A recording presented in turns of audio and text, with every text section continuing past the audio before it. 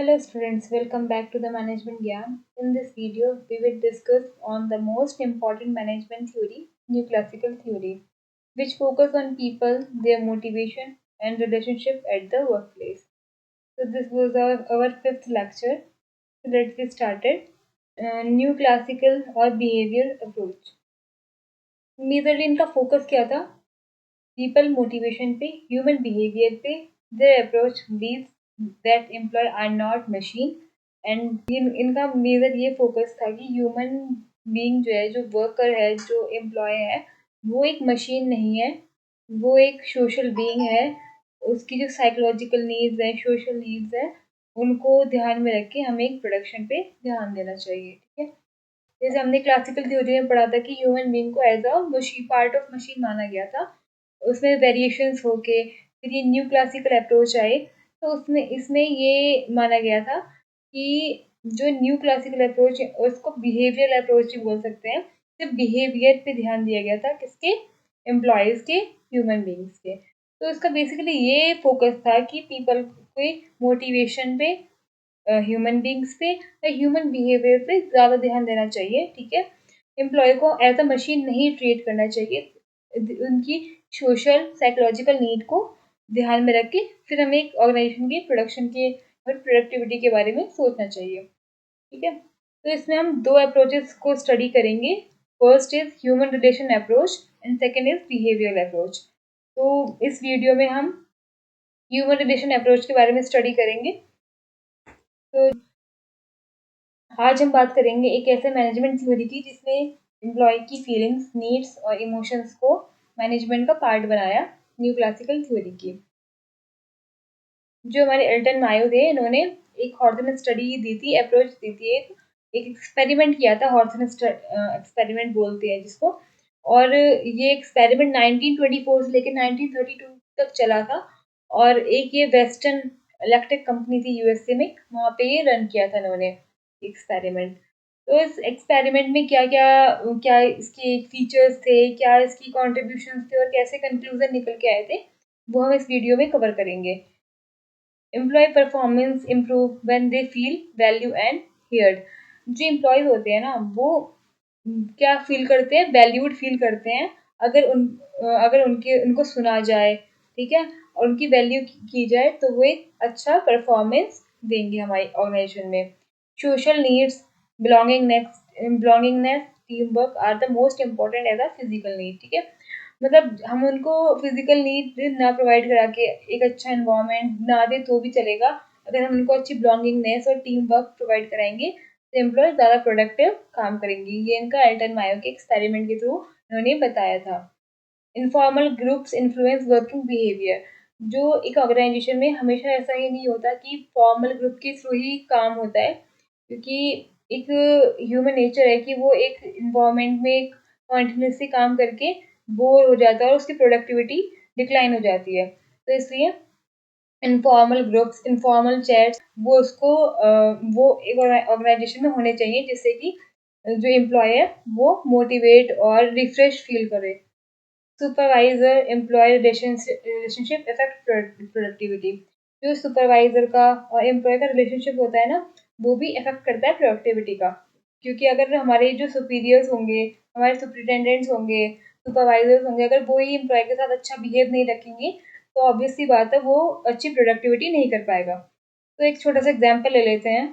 एक एम्प्लॉय, एक वर्कर तभी एक अच्छे से काम कर पाएगा, एक अच्छे बेटर प्रोडक्टिविटी तभी दे पाएगा जब उसका मैनेजर या उसका सुपरवाइजर उसमें इंटरेस्टेड होगा और उसको, उसके ओपिनियंस को, ठीक है, सुनेगा और उस पर ट्रस्ट रखेगा, तभी वो एक अच्छा प्रोडक्टिविटी दे पाएगा। तो उसके मेजर फीचर्स क्या थे, हम उसको स्टडी कर लेते हैं। कि जो इसके ह्यूमन रिलेशन थ्योरी थी, जो इन्होंने हॉर्थन एक्सपेरिमेंट किया था, इसके अंदर ही आ जाता है। तो इनके मेजर फीचर्स क्या थे, क्या क्या इसकी विशेषताएं थी, ये इसने बताया। ये फोकस करा था कि किस पे? पीपल पे। इससे पहले हमने जितनी भी थ्योरीज पढ़ी थी, हमने डिस्कस किया है लास्ट 4 लेक्चर्स में कि इवोल्यूशन ऑफ मैनेजमेंट ने क्लासिकल थ्योरी को पढ़ा था। इनमें हमने 3 थ्योरीज को डिस्कस किया था। कौन कौन सी थी वो? Administrative theory, scientific theory and bureaucratic theory.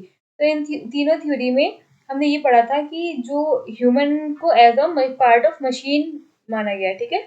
But new classical theory evolve होके ये आया कि इन्होंने एक्सपेरिमेंट करे, इन्होंने ये देखा एल्टन मायो ने कि जो पर्सन है उनको एज अ मशीन यूज किया जा रहा था, तो प्रोडक्टिविटी इतनी अच्छी नहीं हो रही थी। क्यों नहीं हो रही थी? क्योंकि उनकी पर्सनल बिहेवियर पे, उनकी बिलोंगिंगनेस पे, ठीक है, उनके मोटिवेशन पे ध्यान नहीं दिया जा रहा था। तो उन्होंने ये नया अप्रोच लेके आया जिसमें उन्होंने ह्यूमन की बिलोंगिंगनेस को, टीम वर्क को, इनको एम्फेसाइज करके इनको फिर आगे बढ़ावा दिया।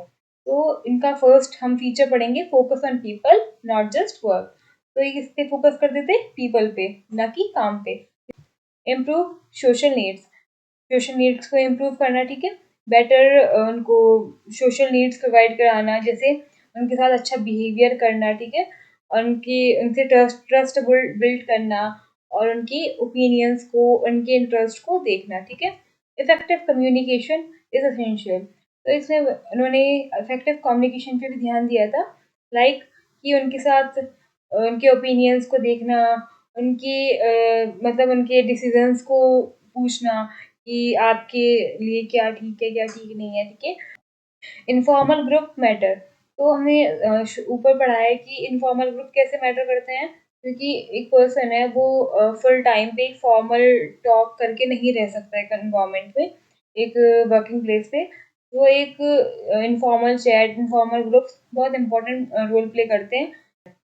Employ participation boost motivation, leadership style effect productivity, recognisation and respect better performance. तो इन सब चीज़ों में ये बताया गया है कि एक अच्छी लीडरशिप स्टाइल जो है वो इफेक्ट करती है प्रोडक्टिविटी को। अगर हम एक अच्छे लीडर बन के रहेंगे एम्प्लॉय के साथ, तो वो भी अच्छी प्रोडक्टिविटी देंगे। रिकग्नाइज एंड रिस्पेक्ट, मतलब अगर हम उनकी रेस्पेक्ट करेंगे, उनको वैल्यू देंगे, तो वो बेटर परफॉर्मेंस प्ले करेंगे। नेक्स्ट हम पढ़ते हैं जो हॉर्थन स्टडी हमने अभी तक पढ़ी, एल्टन मायो ने दी थी। उन्होंने उसमें जो एक्सपेरिमेंट किया था, ये हॉर्थन जो एक्सपेरिमेंट किया था, उसमें इन्होंने 4 फेजेस थे इसके। तो कौन कौन से 4 फेजेस थे इसके? एलिमिनेशन एक्सपेरिमेंट, जो क्या लाइट टेस्ट भी बोला जाता है जिसको, 1924 से लेकर 1927 के बीच में आया था ये।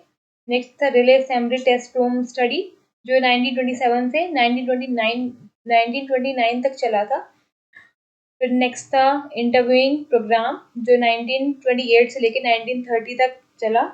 फिर last one is bank wiring room observation, तो ये था 1931 से लेकर 1932 के बीच में ये चला।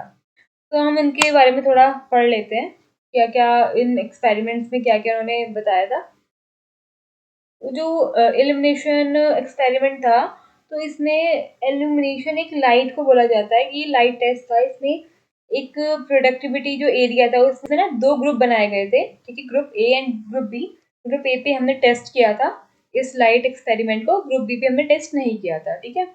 तो जो ग्रुप ए था उसमें क्या किया हमने, फर्स्ट डे पे जो लाइट की वहाँ पे सराउंडिंगनेस थी, हमने लाइटिंग को बढ़ा दिया, ठीक है। हमने बहुत ब्राइट ब्राइट कर दिया, हर जगह लाइट प्रोवाइड करा दी, ठीक है। तो उससे क्या हुआ, एकदम से प्रोडक्टिविटी इंक्रीज हुई, ठीक है, फर्स्ट स्टेज में। फिर क्या किया नेक्स्ट डे, उस कुछ दिनों बाद लाइटिंग को कम कर दिया, थोड़ा धीरे धीरे लाइट को डिम करते गए, ठीक है। लेकिन प्रोडक्टिविटी पे उसका कोई इफेक्ट नहीं पड़ा, वो जो प्रोडक्टिविटी थी वो कॉन्टिन्यूसली बढ़ती जा रही थी, ठीक है। फिर उन्होंने कुछ दिनों बाद और लाइट को कम कर दिया, ठीक है, वहाँ पे फिर भी प्रोडक्टिविटी नहीं रुकी, वो कॉन्टिन्यूसली बढ़ती रही। एंड में आके लाइट को एकदम मून लाइट जितना बहुत डिम कर दिया, तब जाके प्रोडक्टिविटी कम हुई थी। तो इसने ये एक्सपेरिमेंट का ये कंक्लूजन निकल के आया था कि जो वर्कर्स होते हैं उनको जो फिजिकल इन्वायरमेंट है उससे कोई भी फर्क नहीं पड़ा। एक बार उनका मोटिवेशन ज़्यादा बढ़ गया, तो उसके बाद वो कॉन्टिन्यूसली प्रोडक्टिविटी करते रहे, ठीक है, उनमें फिर डिक्लाइन नहीं आया, ठीक है। दिस वॉज कॉल्ड द हॉर्थन इफेक्ट, जिसको हम हॉर्थन इफेक्ट भी बोलते हैं। Worker improve productivity when they feel observed and valued. जो वर्कर होते हैं वो परफॉर्मेंस बेटर करते हैं, इम्प्रूव करते हैं, जब उनको ऐसा लगता है कि कोई उनको ऑब्जर्व कर रहा है, कोई उनको देख रहा है, ठीक है। फिर उन्हें नेक्स्ट एक्सपेरिमेंट लेके आए, वो था रिले असेंबली टेस्ट रूम। तो रिले असेंबली टेस्ट रूम में क्या एक स्मॉल ग्रुप बनाया, 6 वुमेन को सिलेक्ट किया गया था उसमें। इनका काम जो इनका काम था और इनके जो ब्रेक्स थे और इनके जो वर्किंग आवर्स थे, इनमें क्या क्या चेंजेस किए गए, ठीक है। तो हर एक अलग कॉम्बिनेशन को ट्राई किया गया, जैसे कि शॉर्ट वर्किंग आवर्स दे दिए उनको, ठीक है, टी ब्रेक्स दे दिए उनको बीच बीच में, ठीक है, इंसेंटिव ज़्यादा प्रोवाइड कराने लगे, फ्रेंडली जो उनके सब सुपरवाइजर्स थे उनको फ्रेंडली बना दिया कि हाँ भाई तुम एक फ्रेंडली इन्वायरमेंट लेके चलो उनके सामने। तो उससे क्या ऑब्जर्वेशन निकल के आई, हर बार प्रोडक्टिविटी इंक्रीज होती रही, चाहे वो कोई भी कंडीशन हो, ठीक है, चाहे कितने भी टी ब्रेक्स दे रहे हों, ठीक है, चाहे कितने भी इंसेंटिव्स पे कर रहे हों, चाहे वर्किंग आवर्स में कितनी फ्लक्चुएशंस हो रही हो, ठीक है, मतलब जो वर्किंग आवर्स हैं वो कम कर दिए गए, पर जो प्रोडक्टिविटी थी वो कॉन्टीन्यूसली बढ़ती चली गई, ठीक है। उसके बाद ये देने बंद भी कर दिए हमने, जो टी ब्रेक्स वगैरह थे और ये जो इंसेंटिव्स थे, उसके बाद भी जो प्रोडक्टिविटी थी वो कम नहीं हुई, वो कॉन्टीन्यूसली रन करती रही आगे, ठीक है, इंक्रीज रही। तो इसमें ये निकल के आया था कंक्लूजन की ये इंक्रीज का रीजन सिर्फ बेटर कंडीशन नहीं थी, बल्कि इमोशनल फैक्टर भी था, ठीक है। उनकी स्पेशल ट्रीटमेंट मिलना, जो उनके सुपरवाइजर थे उनसे उनका स्पेशल ट्रीटमेंट मिलना, फ्रेंडली सुपरवाइजर जो थे वो। नेक्स्ट है इंटरविंग प्रोग्राम। तो जब इस वाली रिले असेंबली रूम टेस्ट से भी हमारा कोई ऐसा फैक्टर निकल के नहीं आया कि फिजिकल इन्वायरमेंट इफेक्ट करता है, तो एक नया टेस्ट किया गया जिसमें था इंटरविंग प्रोग्राम टेस्ट। तो ये 1928 से लेकर 1930 तक चला, ठीक है। तो इसमें ना 21,000 लोग थे, उनको इंटरव्यू करवाया गया उनका वर्कर्स का, और उसमें उनसे क्वेश्चंस पूछे गए, ठीक है। फर्स्ट राउंड में तो उनसे नॉर्मली ये क्वेश्चन पूछे गए कि येस और नो वाले आंसर्स क्वेश्चंस पूछे गए, उनको येस और नो में आंसर देना था। बट उनसे ना कोई कंक्लूजन निकल के नहीं आया था, क्योंकि वो एक प्रॉपर आंसर नहीं दे पाए थे उस चीज़ का। तो फिर नेक्स्ट राउंड में क्या कर दिया, नॉन डायरेक्टिव क्वेश्चंस होते हैं वो पुट अप किए गए उनसे, जिनमें उन्होंने रीजन भी देना होता था कि ऐसा क्यों हुआ और ऐसा क्यों होना चाहिए। तो ऑब्जर्वेशंस निकल के आई थी, एम्प्लॉय चाहते हैं कि उनकी बात सुनी जाए, they want to talk about personal feelings, not just job related issues. तो उनकी पर्सनल फीलिंग को भी फोकस किया जाना चाहिए, ना कि जॉब रिलेटेड इशू को ही समझा जाए, ठीक है। तो उसका कंक्लूजन ये निकल के आया था कि एम्प्लॉय सिर्फ सैलरी के लिए ही नहीं काम करता, उन्हें इमोशनल